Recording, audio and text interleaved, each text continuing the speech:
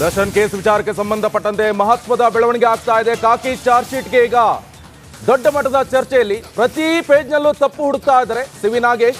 ವಿನಯ್ ಪಾತ್ರ, ಸ್ಥಳಮಾಜರು, blood sample ಎಲ್ಲ ವಿಚಾರಕ್ಕೆ ಕುರಿತಂತೆ ಪೊಲೀಸರು ಕೊಟ್ಟಂತ ಎಲ್ಲ ಸಾಕ್ಷಿಗಳ ಮೇಲೂ ಕೂಡ ಶಂಕೆಯನ್ನು ವ್ಯಕ್ತಪಡಿಸ್ತಾ ಇದ್ದಾರೆ. ಕಾಕಿ ಚಾರ್ಜ್ ಶೀಟ್ಗೆ ಸಿವಿ ನಾಗೇಶ್ ಅವರು ಕೌಂಟರ್ ಕೊಡ್ತಾ ಇದ್ದಾರೆ. ಪ್ರತಿ ಪೇಜ್ನಲ್ಲೂ ಕೂಡ ಎಲ್ಲೆಲ್ಲಿ ತಪ್ಪಿದೆ ಎಲ್ಲ ತಪ್ಪನ್ನ ಈಗ ಎತ್ತಿ ಹಿಡಿತಾ ಇದ್ದಾರೆ ಸಿವಿ ನಾಗೇಶ್ ಅವರು. ಇವೆಲ್ಲ ತಪ್ಪನ್ನ ಇಟ್ಕೊಂಡು ದರ್ಶನ್ ಅವರಿಗೆ ನೀವು ಜಾಮೀನು ಕೊಡಬೇಕಾಗತ್ತೆ. ದರ್ಶನ್ ಈ ಕೇಸ್ನಲ್ಲಿ ಯಾವ ರೀತಿಯಾಗಿ ಇನ್ವಾಲ್ವ್ ಆಗಿದ್ದಾರೆ, ಇದರಲ್ಲಿ ಎಲ್ಲಿ ಲೂಪ್ ಹೋಲ್ ಇದೆ, ವಿಚಾರಣಾ ಅಧಿಕಾರಿಗಳು ಏನ್ ಮಾಡಿದ್ರು, ಅವೆಲ್ಲವನ್ನು ಈಗ ಕೋರ್ಟ್ಗೆ ಗಮನಕ್ಕೆ ತರ್ತಾ ಇದ್ದಾರೆ. ಇದು ಆಗ್ಬೇಕಾಗಿರುವಂಥದ್ದು. ಯಾಕಂತ ಹೇಳಿದ್ರೆ ಸಿವಿ ನಾಗೇಶ್ ಅವರು ಡಿಫೆಂಡ್ ಮಾಡ್ತಾ ಇರುವಂಥದ್ದು. ಈಗ ಎಸ್ ಪಿ ಅವರು ಪ್ರಸನ್ನ ಕುಮಾರ್ ಅವರು ಕೂಡ ನೆಕ್ಸ್ಟ್ ವಾದ ಮಾಡ್ತಾರೆ. ತನಿಖಾಧಿಕಾರಿ ಯಾವ ರೀತಿಯಾಗಿ ತನಿಖೆಯನ್ನು ಮಾಡಿದ್ದಾರೆ ಅದಕ್ಕೆ ಸಂಬಂಧಪಟ್ಟಂತೆ ಅವರು ವಾದ ಮಾಡ್ತಾರೆ. ಇವರು ಡಿಫೆನ್ಸ್ ಮಾಡ್ತಾ ಇರುವಂಥದ್ದು. ಬಹಳ ಪ್ರಮುಖವಾಗಿ ದರ್ಶನ್ ಕಸ್ಟಡಿಯಲ್ಲಿದ್ದಾಗ 164 ಹೇಳಿಕೆ ದಾಖಲು ಮಾಡ್ಕೊಂಡಿದ್ರು. ಮಧ್ಯರಾತ್ರಿ ಮನೆಯಲ್ಲಿ ಮಹಜರ್ ಮಾಡಿದ್ರು. ಇನ್ನು ದರ್ಶನ್ ಕಸ್ಟಡಿಯಲ್ಲಿದ್ದಾಗ 164 ಹೇಳಿಕೆ ಅಂತ ಹೇಳಿದ್ರೆ ಈ ನ್ಯಾಯಾಧೀಶರ ಮುಖಾಂತರ ನ್ಯಾಯಾಧೀಶರ ಅವರ ಎದುರುಗಡೆ 164 ಹೇಳಿಕೆಯನ್ನ ದಾಖಲು ಮಾಡ್ಕೊಂತಾರೆ. 161 ಹೇಳಿಕೆ ಅಂತ ಹೇಳಿದ್ರೆ ಪೊಲೀಸರ ಸಮ್ಮುಖದಲ್ಲಿ ಒಂದು ಹೇಳಿಕೆಯನ್ನ ದಾಖಲು ಮಾಡ್ಕೊಂತಾರೆ. ಪೊಲೀಸರ ಸಮ್ಮುಖದಲ್ಲಿ ಅಂತ ಹೇಳಿದ್ರೆ 161 ಹೇಳಿಕೆ ದಾಖಲು ಮಾಡ್ಕೊಂಡ್ರೆ ಅದನ್ನ ಯಾವಾಗ ಬೇಕಾದ್ರೂ ಕೋರ್ಟ್ಗೆ ಪ್ರೊಡ್ಯೂಸ್ ಮಾಡಿದಂಥ ಸಂದರ್ಭದಲ್ಲಿ ಅವರು ಚೇಂಜಸ್ ಮಾಡ್ಬೋದು. ಯಾಕಂತ ಹೇಳಿದ್ರೆ ಇಲ್ಲ ನನಗೆ ಪೊಲೀಸರು ಬೆದರಿಕೆ ಹಾಕಿದ್ರು, ಹೆದರಿಸಿದ್ರು, ಆ ಮುಖಾಂತರ ನಾನು ಅದಕ್ಕೆ ಓಕೆ ಅಂತ ಹೇಳಿದೆ ಅಂತ. ಆದರೆ 164 ಹೇಳಿಕೆ ಎನ್ನುವಂಥದ್ದು ಬಹಳ ಗಂಭೀರವಾಗಿರುವಂಥದ್ದು. ಯಾಕಂತ ಹೇಳಿದ್ರೆ ನ್ಯಾಯಾಧೀಶರ ಸಮ್ಮುಖದಲ್ಲಿ ಈ ಹೇಳಿಕೆಯನ್ನ ದಾಖಲು ಮಾಡ್ಕೊಳ್ತಾರೆ. ಆದರೆ ಎನಿ ಚೇಂಜಸ್ ಆಗೋದಿಲ್ಲ. ಈಗ ಅದೇ ವಿಚಾರಕ್ಕೆ ಸಂಬಂಧಪಟ್ಟಂತೆ ಅಪ್ಡೇಟ್ಸ್ ಆಗ್ತಾ ಇರುವಂಥದ್ದು. ದರ್ಶನ್ ಮನೆಯಲ್ಲಿ ಸಿಕ್ಕ ಹಣದ ಬಗ್ಗೆಯೂ ಕೂಡ ಉಲ್ಲೇಖ ಮಾಡಿದ್ದಾರೆ. ಅದು ಸಾಕ್ಷಿಗಳಿಗೆ ನೀಡಲು ಇಟ್ಟಿರುವಂತಹ ಹಣ ಎನ್ನಲಾಗ್ತಾ ಇದೆ. ಆದರೆ ಇದು ಮೋಹನ್ ರಾಜ್ರಿಂದ ಪಡೆದಿರುವಂತಹ ಹಣ. ಇದು ದರ್ಶನ್ ಮನೆಯಲ್ಲಿ ಸಿಕ್ಕಿರುವಂತಹ ಹಣದ ಬಗ್ಗೆಯೂ ಕೂಡ ಇಲ್ಲಿ ಸಿವಿ ನಾಗೇಶ್ ಅವರು ಉಲ್ಲೇಖ ಮಾಡಿದ್ದಾರೆ. ಅದನ್ನ ಸಾಕ್ಷಿಗಳಿಗೆ ಕೊಡಲು ಇಟ್ಟಿರುವಂತಹ ಹಣ ಅಂತ ಹೇಳ್ತಾ ಇದ್ದಾರೆ. ಆದ್ರೆ ಇದು ಅದಲ್ಲ, ಮೋಹನ್ ರಾಜ್ರಿಂದ ಪಡೆದಿರುವಂತಹ ಹಣ ಅದು. ನೋಡಿ, ಇದು ಕೂಡ ಈಗ ಬಹಳ ಗಮನಾರ್ಹ ಸಂಗತಿ. ಇದು ವಾದ ಪ್ರತಿವಾದ ಸಂದರ್ಭದಲ್ಲಿ ಈ ವಿಚಾರನೂ ಕೂಡ ಸಿವಿ ನಾಗೇಶ್ ಅವರು ಎತ್ತಿ ಹಿಡಿದಿದ್ದಾರೆ. ದರ್ಶನ್ ವಿಚಾರಕ್ಕೆ ಸಂಬಂಧಪಟ್ಟಂತೆ ಈ ದೊಡ್ಡ ಮಹತ್ವದ ಬೆಳವಣಿಗೆ ಇದು. ಯಾಕಂತ ಹೇಳಿದ್ರೆ ಈ ಹಣ ಎಲ್ಲಿಂದ ಬಂತು, ಹಣ ಯಾರಿಗೆ ಕೊಡೋಕೆ ಇಟ್ಕೊಂಡಿದ್ರು ದರ್ಶನ್, ಇವೆಲ್ಲವೂ ಕೂಡ ಬಹಳ ಇಂಪಾರ್ಟೆಂಟ್ ಆಗಿರುವಂಥದ್ದು.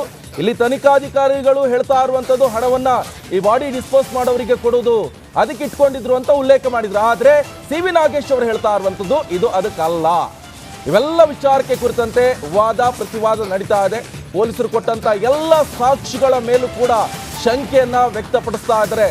ಸುಮ್ಮನೆ ದರ್ಶನ್ ಮೇಲೆ ಆರೋಪವನ್ನ ಮಾಡಿದ್ದಾರೆ ಎನ್ನುವಂಥದ್ದು ಕೂಡ ಸಿವಿ ನಾಗೇಶ್ ಅಂತ ಹೇಳಿದ್ರೆ ದರ್ಶನ್ ಪರ ಹಿರಿಯ ವಕೀಲರು ವಾದ ಮಾಡ್ತಾ ಇದ್ದಾರೆ. ಚಾರ್ಜ್ ಶೀಟ್ ನಲ್ಲಿ ಏನೆಲ್ಲ ಉಲ್ಲೇಖ ಮಾಡಿದ್ದಾರೆ ಅದರಲ್ಲಿ ಸಾಕಷ್ಟು ಲೋಪದೋಷ ಎದ್ದು ಕಾಣ್ತಾ ಇದೆ. ಈ ಹಿನ್ನೆಲೆಯಲ್ಲಿ ದರ್ಶನ್ ಅವರಿಗೆ ಜಾಮೀನು ಕೊಡಬೇಕಾಗತ್ತೆ ಅಂತ ಈಗ ದರ್ಶನ್ ಪರ ವಕೀಲರು ಹೇಳ್ತಾ ಇದ್ರೆ. ಇದೇ ವಿಚಾರಕ್ಕೆ ಇನ್ನೊಂದು ಅಪ್ಡೇಟ್ಸ್ ಲಭ್ಯವಾಗ್ತಾ ಇದೆ. ಮೋಹನ್ ರಾಜ್ 40 ಲಕ್ಷ ಕೊಟ್ಟಿದ್ರು ದರ್ಶನ್ಗೆ. ಮೇ ತಿಂಗಳಲ್ಲಿ ಸಾಲ ವಾಪಸ್ ನೀಡಿದ್ದಾರೆ. ಈ ಬಗ್ಗೆ ಮಗಳ ಆಲ್ಬಂನಲ್ಲಿ ಉಲ್ಲೇಖ ಮಾಡಿದ್ದಾರೆ ಅಂತ ಈಗ ಹೇಳ್ತಾ ಇರುವಂತದ್ದು. ನೋಡಿ, ಇದು ಮೋಹನ್ ರಾಜ್ ಕೊಟ್ಟಿರುವಂತಹ ಹಣ, ಅದು ಸಾಕ್ಷಿಗಳಿಗೆ ಕೊಡುವಂತ ನಿಟ್ಟಿನಲ್ಲಿ ಇಟ್ಕೊಂಡಿರುವಂತಹ ಹಣ ಅಲ್ಲ. ಅದು ಮೋಹನ್ ರಾಜ್ ಅವರು ಕೊಟ್ಟಿರುವಂತಹ ಹಣ 40 ಲಕ್ಷ ಕೊಟ್ಟಿದ್ರು. ಅದು ಕೂಡ ಮಗಳ ಆಲ್ಬಂನಲ್ಲಿ ಅದು ಉಲ್ಲೇಖ ಮಾಡಿದ್ದಾರೆ. 40 ಲಕ್ಷ ಹಣ ಕುರಿತಂತೆ ಈಗ ಮತ್ತಷ್ಟು ಅಪ್ಡೇಟ್ಸ್ ಲಭ್ಯ ಆಗ್ತಾ ಇರುವಂತದ್ದು. ಮೇ ತಿಂಗಳಲ್ಲಿ ಸಾಲ ವಾಪಸ್ ನೀಡಿದ್ದಾರೆ ಅವರು. ಈ ಬಗ್ಗೆ ಕೂಡ ಉಲ್ಲೇಖ ಮಾಡಿದ್ದಾರೆ ಮಗಳ ಆಲ್ಬಂನಲ್ಲಿ. ಇದನ್ನ ಇಟ್ಕೊಂಡು ತನಿಖಾಧಿಕಾರಿಗಳು ಮತ್ತೊಂದು ಇದಕ್ಕೆ ಯಾವುದಕ್ಕೂ ಸೇರಿಸಿದ್ದಾರೆ ಅಂತ ಈಗ ಮತ್ತೆ ಹೇಳ್ತಾ ಇರುವಂತದ್ದು ಕೂಡ ಒಂದಿಷ್ಟು ಲೂಪ್ ಹೋಲ್ಗಳನ್ನ ಎತ್ತಿ ಹಿಡುವಂತ ಕೆಲಸ ಮಾಡ್ತಾ ಇದ್ದಾರೆ ಸಿವಿ ನಾಗೇಶ್ ಅವರು.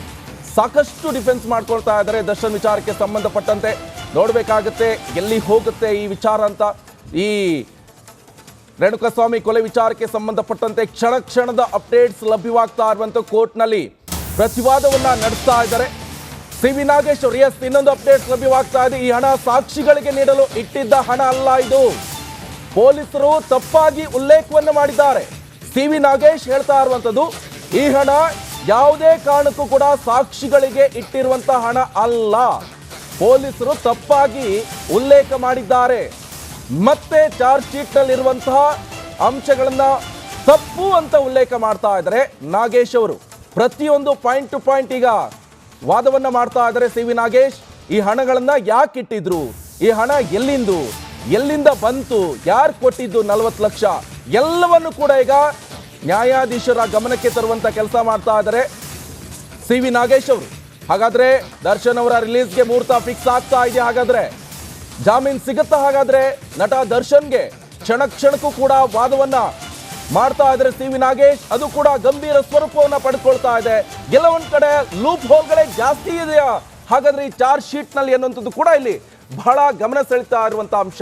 ಯಾಕಂತ ಹೇಳಿದ್ರೆ ಪ್ರತಿಯೊಂದು ಅಂಶಗಳನ್ನು ಕೂಡ ಇಲ್ಲಿ ಎತ್ತಿ ಹಿಡಿತಾ ಇದ್ದಾರೆ, ಕೋರ್ಟ್ ಗಮನಕ್ಕೆ ತರುವಂತ ಕೆಲಸವನ್ನ ಮಾಡ್ತಾ ಇದ್ದಾರೆ. ಕನ್ವಿನ್ಸ್ ಮಾಡ್ಬೇಕಾಗತ್ತೆ, ಜಡ್ಜಿಗೆ ಕನ್ವಿನ್ಸ್ ಮಾಡ್ಬೇಕಾಗತ್ತೆ. ಯಾಕಂತ ಹೇಳಿದ್ರೆ ಏನ್ ಆಗ್ತಾ ಇದೆ ಈ ಕೇಸಲ್ಲಿ, ಏನ್ ಆಗಿದೆ, ದರ್ಶನ್ ವಿಚಾರಕ್ಕೆ ಯಾವೆಲ್ಲ ವಿಚಾರಗಳನ್ನ ತಪ್ಪಾಗಿ ಉಲ್ಲೇಖ ಮಾಡಿದ್ದಾರೆ, ಅದೆಲ್ಲವನ್ನು ಕೂಡ ಈಗ ನ್ಯಾಯಾಧೀಶರ ಗಮನಕ್ಕೆ ತರುವಂತ ಕೆಲಸವನ್ನ ಸಿ ವಿ ನಾಗೇಶ್ ಅವರು, ದರ್ಶನ್ ಪರ ಹಿರಿಯ ವಕೀಲರು ಮಾಡ್ತಾ ಇರುವಂಥದ್ದು.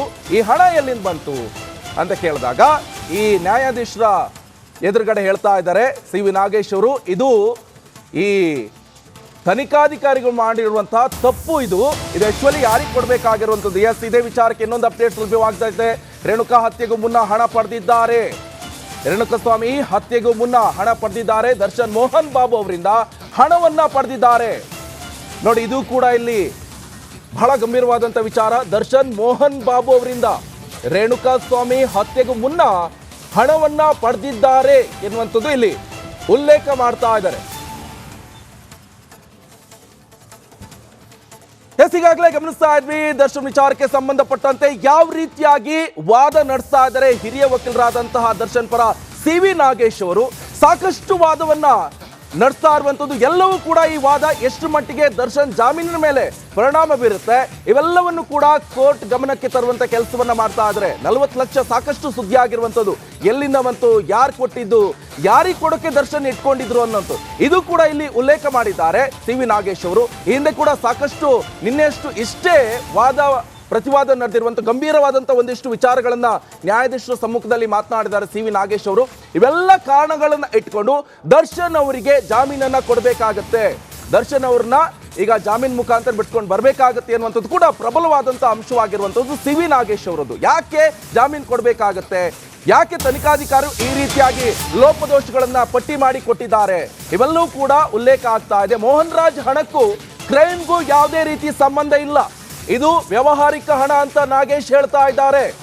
ಮೋಹನ್ ರಾಜ್ ಹಣಕ್ಕೂ ಕ್ರೈಮ್ಗೂ ಸಂಬಂಧ ಇಲ್ಲ, ಬೇರೆ ಯಾವುದೋ ವ್ಯವಹಾರಿಕ ಹಣ ಆಗಿ ಪಡೆದುಕೊಂಡಿದ್ದನ್ನ ಪೊಲೀಸರು ಉಲ್ಲೇಖ ಮಾಡಿರುವಂತದ್ದು.